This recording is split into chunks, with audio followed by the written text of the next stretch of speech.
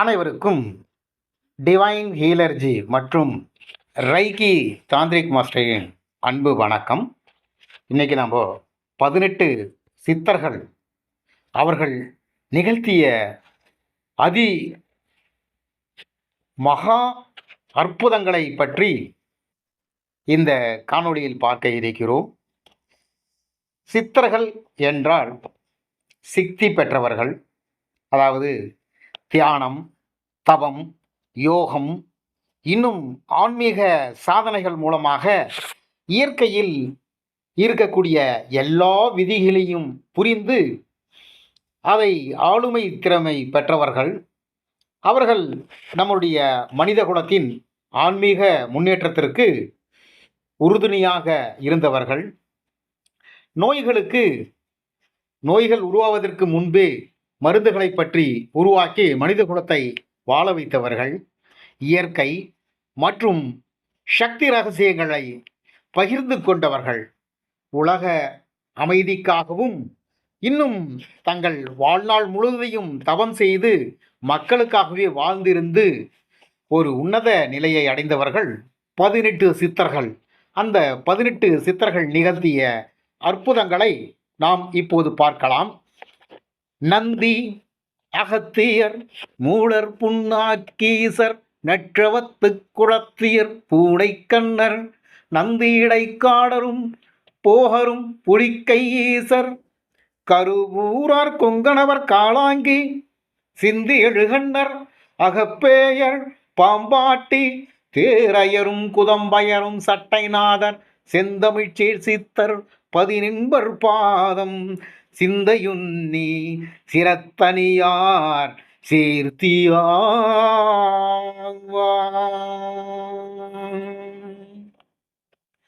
ஓம் நமச்சிவாயம்.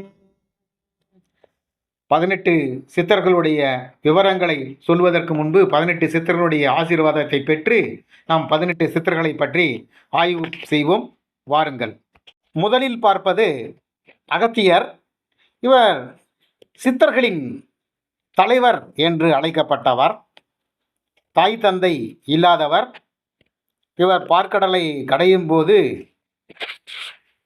சிவனே பார்வதியே தாய் தந்தையாக நின்று அவருக்கு அருளியவர். அவ்வளவு மகத்துவம் கொண்டவர். அகத்திய மகரிஷியை வணங்கினால் எல்லா சித்தர்களையும் வணங்குவதற்கான ஒரு சக்தி கிடைக்கும். அகத்திய மகரிஷி நமா என்றென்றோது அசத்துக்களை வார்குலிகைவார் அகத்தியரை கசைவர அப்போது சித்தரெல்லாம் கை கொள்வார்கள். அகத்தியரை தெனனிட்டு மேறு செல்ல யாருக்கும் தடையில்லை அரசே என்பர். அகத்தியர்தம் இயக்கியத்தில் பிறந்த யோகி 1008 அண்டமெல்லாம் ஆணையாச்சே. ஓம் அகத்தீசாய நமஹ. ஓம் அகத்தீசாய நமஹ. அகத்திய முனிவர் செய்த சித்துக்கள் கடல் அலைகளை பிரித்து பூமியில் நடந்து இலங்கைக்கு சென்றவர். மகா மேரு போன்ற பெரிய பெரிய மலைகளெல்லாம் ஒரு இடத்திலிருந்து மற்றொரு இடத்திற்கு இடம்பெயர்த்தவர். மனித உடலுக்கான 4448 மூலிகை மருந்துகளை கண்டுபிடித்து 4448 வியாதிகளுக்கான மருந்தை கண்டுபிடித்து ஒரு உன்னத நிலையை மனித வர்க்கத்துக்கு கொடுத்தவர். காற்றின் மூலமாகவே நோய்களை குணப்படுத்தும் வல்லமை பெற்றவர். எந்த நாளும் அழியாத நவப்பாசான மருந்து என்று சொல்லக்கூடிய அற்புதமான ஆளாகல விஷம் கொண்ட மருந்தை கண்டுபிடித்தவர். இந்த சித்தரை வணங்கினால் 18 சித்தர்களை வழங்குவதற்கு ஒப்பாகும். இரண்டாவதாக திருமூல ஆசான்.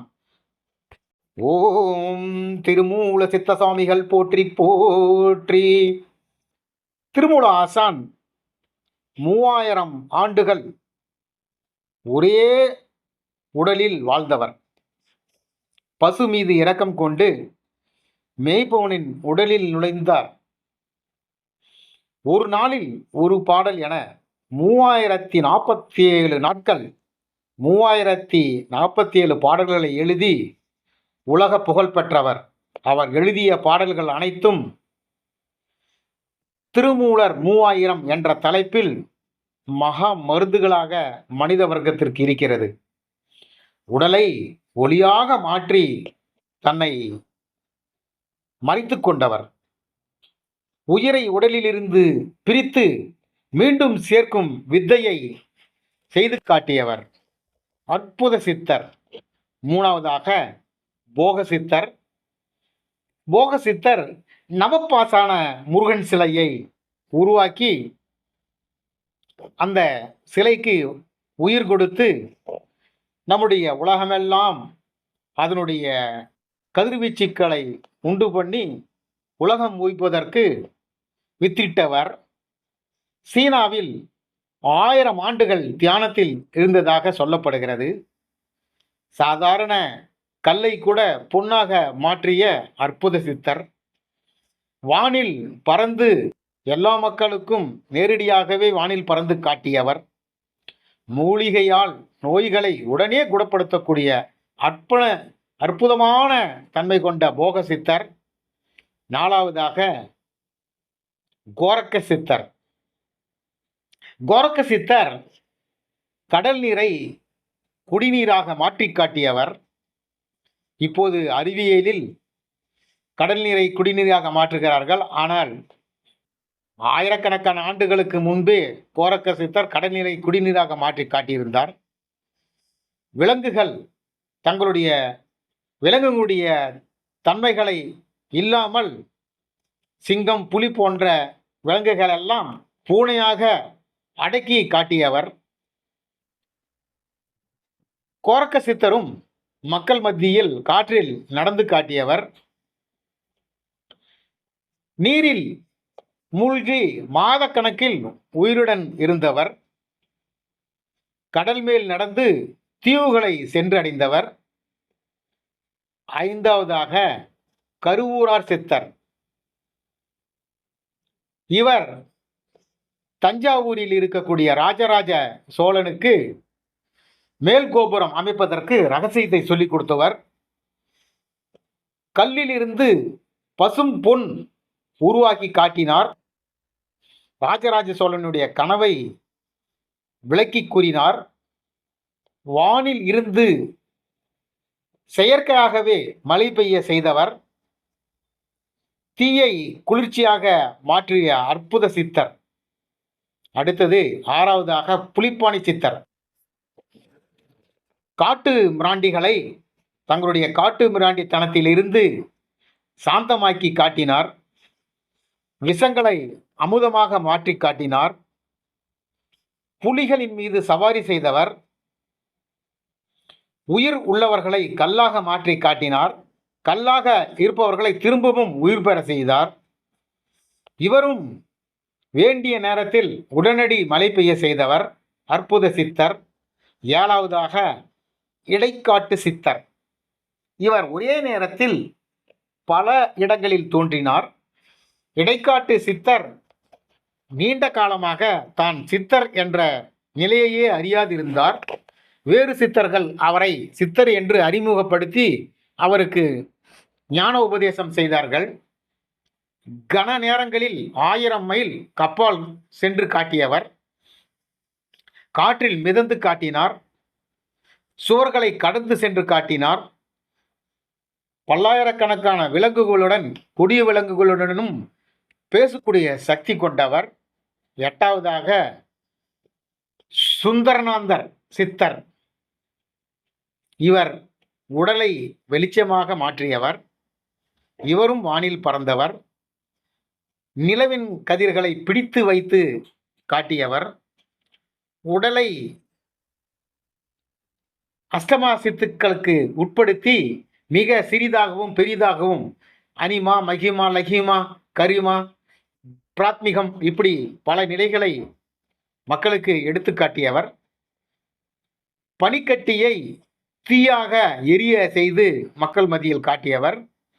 அடுத்தது ராமதேவர் சித்தர். இவரும் அஷ்டமா சித்திகளில் காணாமல் போகும் சக்தியை பெற்றிருந்தார். காற்றிலிருந்து உணவை வருவிக்கக்கூடிய அற்புத நிலையை பெற்றிருந்தார். உடலை நீருக்குள் வைத்தே சுவாசம் செய்யக்கூடிய அற்புத தன்மை கொண்டவர். உயிர்களை மறுபிறப்பில் வழிநடத்தியவர். வானவில் மீது நடந்து காட்டியவர். அடுத்தது 10வது சித்தர் சட்டை முனி சித்தர். இவர் ஆற்றை கடந்து காற்றில் நடந்தவர். இறந்தவரை உயிர்ப்பித்து காட்டினார். தீயில் நடந்து தான் எரிக்கப்படாமல் திரும்பவும் வெளிவந்து காட்டினார். விஷ பாம்புகளை கையில் பிடித்து வைத்திருந்தவர். மூலிகையால் மனிதர்களை பறக்க வைத்தவர். 11வது சித்தர் கமலமுனி சித்தர். இவர் பார்வை அற்றவர்களுக்கு பார்வையை கொடுத்து குணமாக்கியவர். சிறையில் இருந்து வெளியே வரக்கூடிய அற்புத சித்திகளை செய்து காட்டினார். கட்டடத்துக்கு உள்ளே இருந்து திரும்பவும் வெளியே கொண்டாடக்கூடிய சக்தியை கொண்டவர். நதி ஓடிக்கொண்டிருக்கக்கூடிய நதியை நிறுத்தி காட்டினார். இவரும் காற்றில் நடந்தவர். தன்னுடைய உருவத்தை அஷ்டமா சித்திகளில் அகிமா லகிமா என்று சொல்லக்கூடிய உருவத்தை பெரிதாக்குவது சிறிதாக்குவது போன்ற சித்துக்களை செய்து காட்டினார். 12வது சித்தர் வான்மீகர் சித்தர். பாம்புகளின் விஷத்தை அகற்றி காட்டினார். விலங்குகளுடன் பேசக்கூடிய தன்மை கொண்டவர். பறவைகளுடைய ஒலிகளை வைத்தே அவர்கள் என்ன பேசுகிறார்கள் என்பதை கண்டறிந்தவர். மலையை நினைக்கும் நேரத்தில் வரவழைக்கக்கூடிய தன்மை கொண்டவர். இவரும் வானில் பறந்தவர். பதஞ்சலி சித்தர். இவர் காலத்தை பின்னோக்கி நகர்த்தி காட்டினார். வானத்தில் இவரும் மேல் நோக்கி பறந்து காட்டினார்.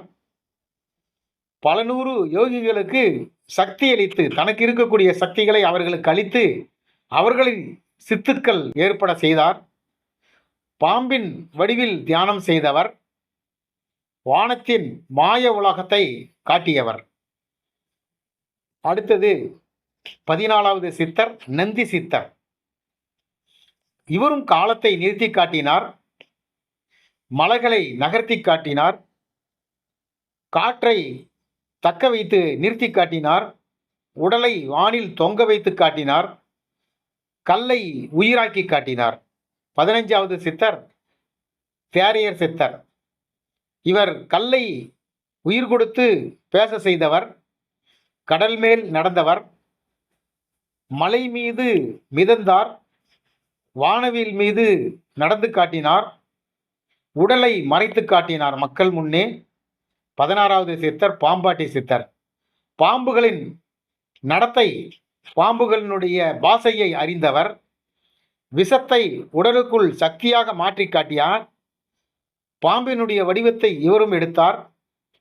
பாம்புகளுடனே தன்னுடைய வாழ்நாளை கழித்தவர்.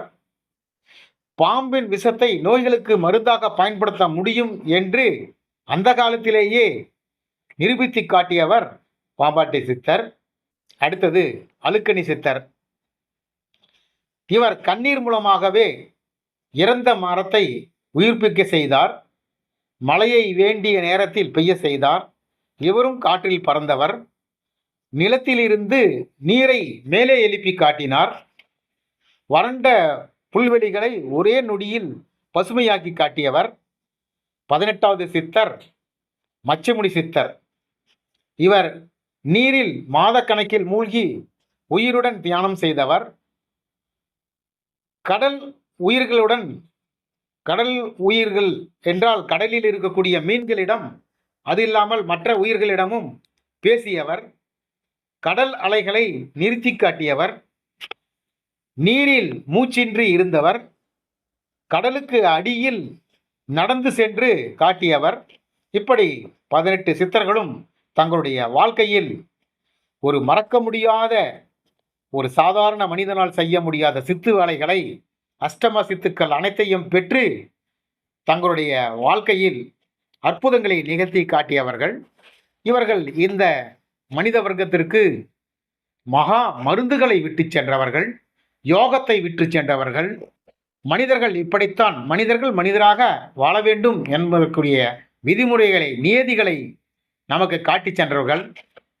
இப்படிப்பட்ட 18 சித்தர்களை வணங்கி நாம் நம் வாழ்க்கையில் எல்லா வளங்களையும் பெற்றிட எல்லாம் வல்ல இறைவன் அருள் புரிவான் என்று இந்த பதிவினை நிறைவு செய்கிறேன். இந்த பதிவு பிடித்திருந்தால் சப்ஸ்கிரைப் மற்றும்